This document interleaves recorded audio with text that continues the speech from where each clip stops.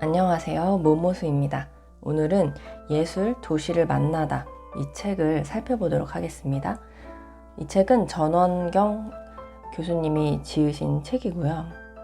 제가 예술사 관련해서는 추천을 받은 책은 없었어요. 그래서 도서관에 있는 책 위주로 사실 그것도 그렇게 많지는 않거든요. 그래서 위주로 봤는데 이분이 쓰신 책이 가장 좋더라고요.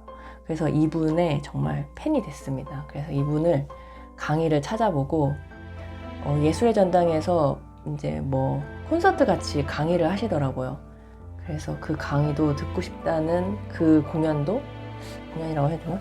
그 공연도 듣고 싶다는 생각을 했고, 또 이분이 내신 책을 다 봐야겠다 이런 생각을 하게 됐습니다. 이 책은 3부작 시리즈로 만들어진 책 중에서 2부에 해당하는 책이에요. 첫 번째 책은 이제 예술 역사를 만들다, 이 책이 1부였더라고요. 그래서 저는 이 책을 통해서 이분을 알게 됐는데 이제 다른 책들도 봐야 되겠다 이런 생각을 해보게 됐습니다. 그리고 이 책은 이제 예술의 전당에서 아카데미에서 이제 강의 진행을 하고 그걸 모아서 만든 책이라고 하고 계시고, 살펴보니까 예전에 아주 오래전에 영국 바꾸지 않아도 행복한 나라라는 책을 제가 봤었어요. 그 책을 쓰신 분이시더라고요. 그래서 도시를 중심으로 도시와 함께 예술을 설명을 해주고 계세요. 그래서 시작은 영국 런던에서 하고 있습니다. 그리고 로마를 이야기를 하고 맨 마지막에는 미국 뉴욕에서 끝나는 책이에요. 한번 볼게요.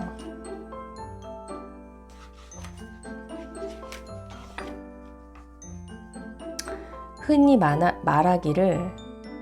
말하기를 좋은 술은 여행을 하지 않는다고 한다. 맥주든 위스키든 와인이든 간에 그 참맛을 음미하려면 술이 생산된 현지로 가야 한다는 말일 게다. 술뿐만 아니라 뛰어난 예술 작품도 그렇다. 진정한 걸작은 여행을 하지 않는다. 이것은 비단 루브르 박물관이 모나리자를, 우피치 미술관이 봄과 비너스의 탄생을 절대 해외로 반출하지 않으니 이 작품들을 보기 위해서는 우리가 가는 길밖에 없다는 뜻은 아니다. 아르레 평원, 지중해성 기후의 건조한 여름바람과 선명한 녹색의 사이프러스 나무들은 또 어떤가?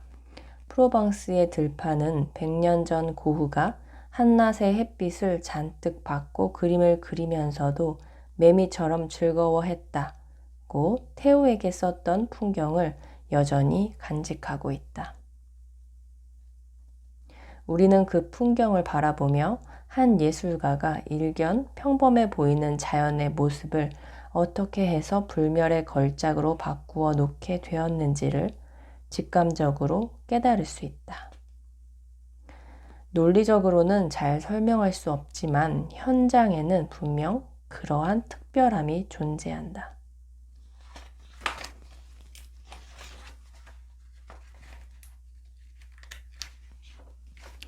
영어가 세계인의 언어가 되고 영미 문화가 지배적인 소프트 파워로 전 세계를 휩쓸고 있는 현대의 상황에서는 이해하기 어렵지만 18세기까지만 해도 영국인들은 유럽 대륙에 대해 심각한 문화적 열등감을 안고 있었다.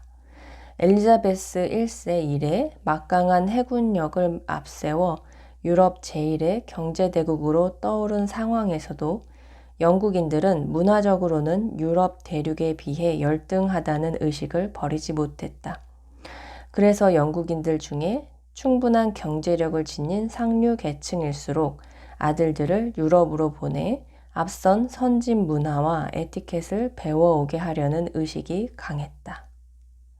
때마침 항해술이 발달되고 먼 지역으로 떠나는 일이 더 이상 낯설지 않아지면서 그랜드 투어가 점차 영국인들 사이에 유행하기 시작했다. 그래서 18세기 전까지만 해도 문화의 중심이 로마였다는 것을 알게 되었습니다. 니콜라 푸생, 클로드 로랭, 카날레토 등이 그린 고대 로마 유적을 배경으로 한 회화들은 더더욱 그랜드 투어리스트들의 의욕을 북돋웠다.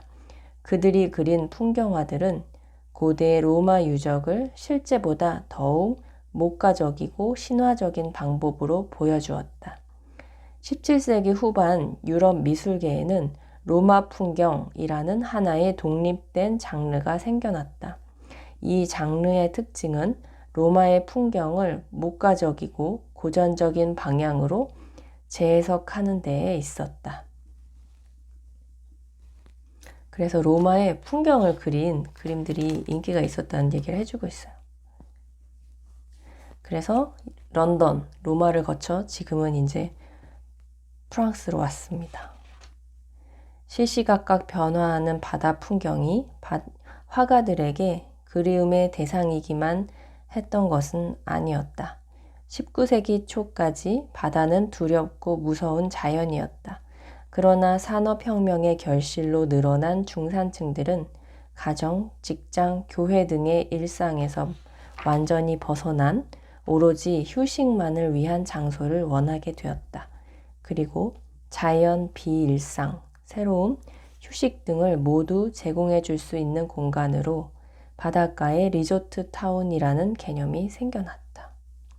이 리조트 타운들은 도시에서 당일로 다녀올 수 있는 가까운 위치에 있어야만 했다. 그 결과로 런던 가까이에서는 브라이튼이, 나폴리에서는 소렌토가, 파리 근교에서는 옹플레르와 트루빌이 바닷가 휴양지로 부상된다.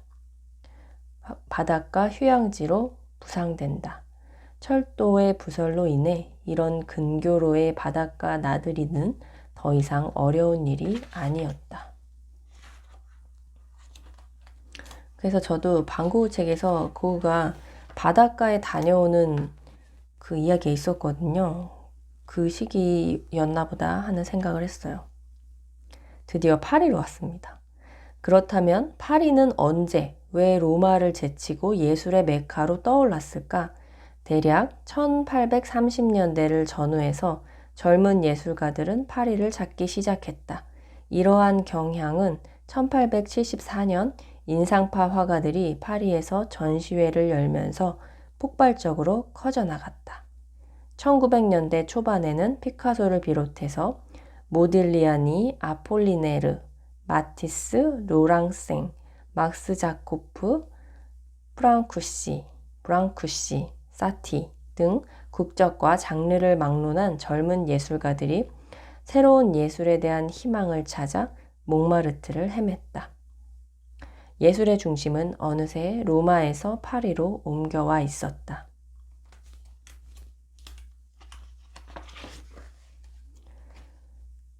그리고 레미제라블이라는 뮤지컬에 관해서 얘기를 해주고 있어요. 레미제라블은 오늘날 위고의 소설보다 웨스트엔드의 뮤지컬로 훨씬 더 널리 알려져 있다.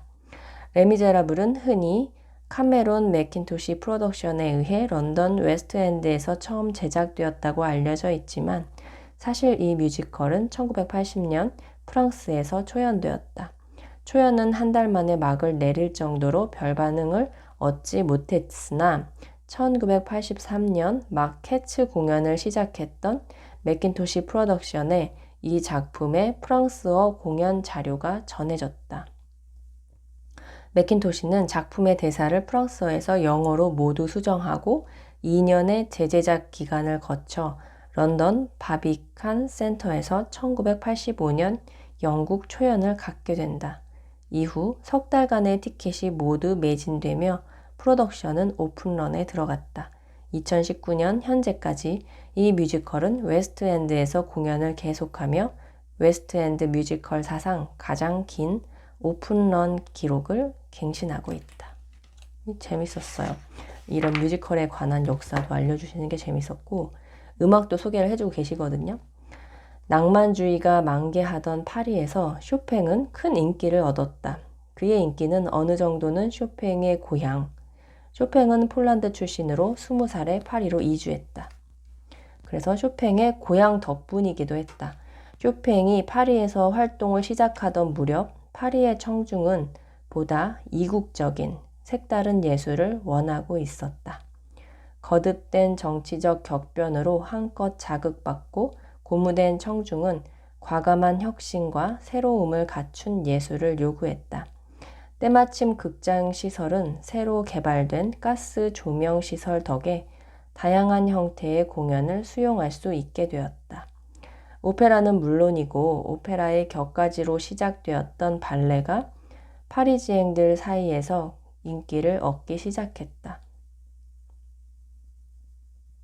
마리 탈리오니, 카를로타 그리지 등 발레리나들이 극장의 스타로 부상했다. 발레리나의 환상적인 춤과 손가락이 보이지 않을 정도로 현란한 기교를 보여주는 피아니스트의 공연은 같은 맥락에 있었다.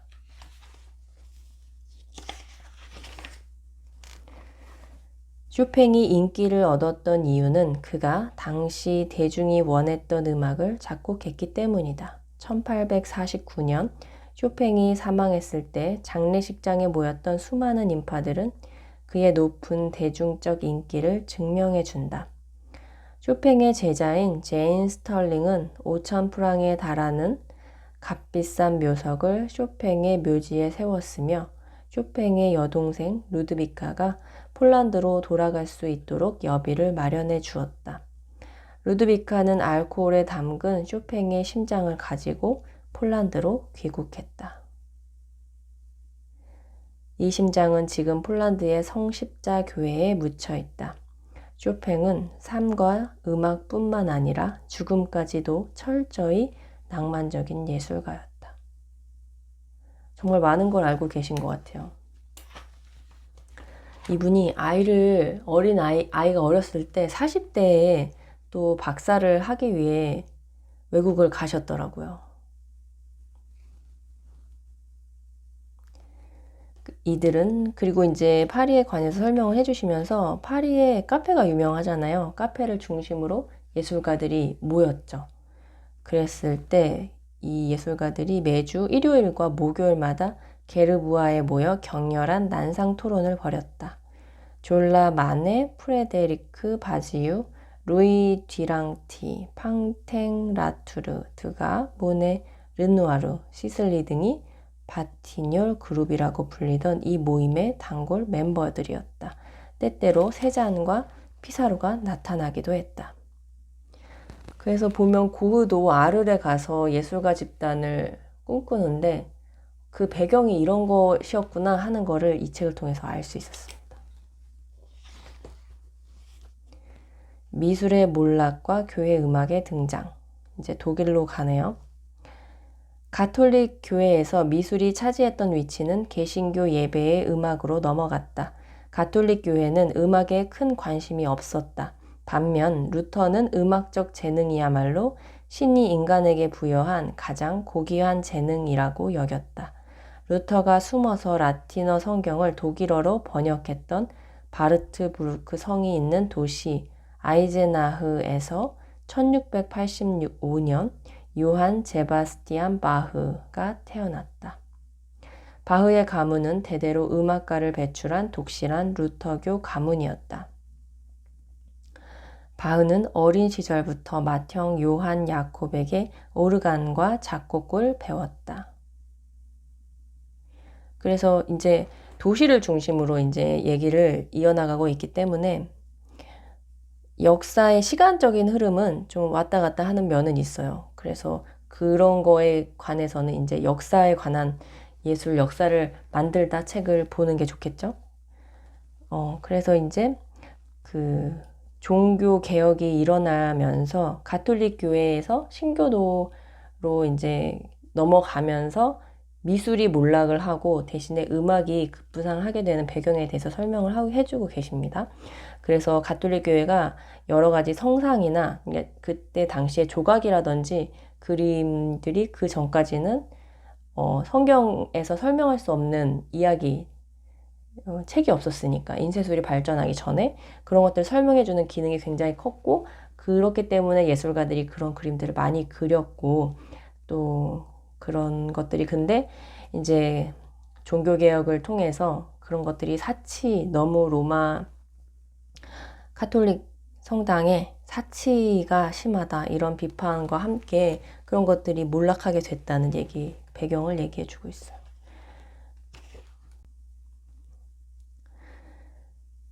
그리고 템페라라는 그림에 대해서도 설명을 해주고 계십니다.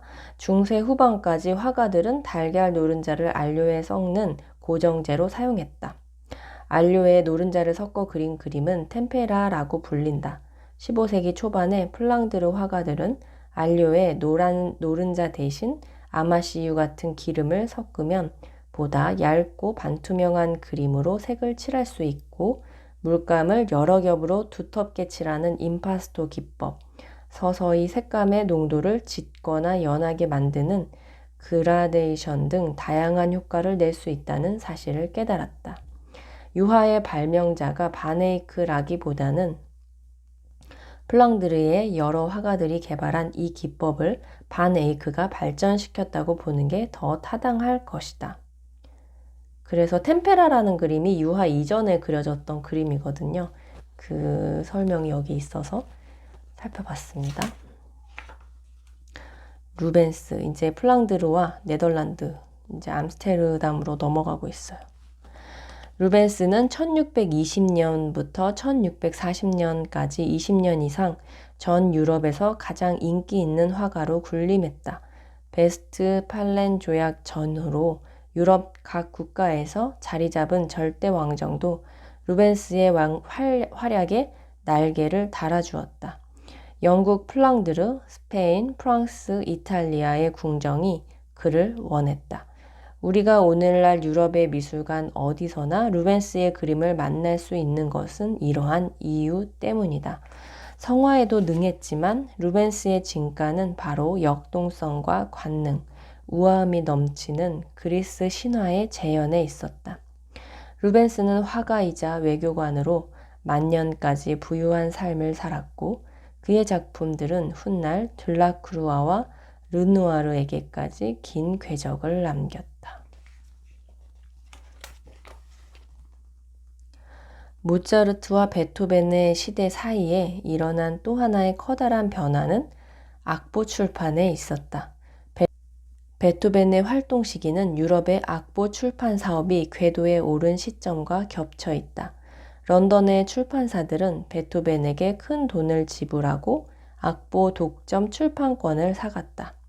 베토벤의 새로운 작품을 출판하기 위한 출판사들 간의 경쟁은 시간이 갈수록 치열해졌고, 베토벤에게 돌아오는 보수도 그만큼 커져갔다.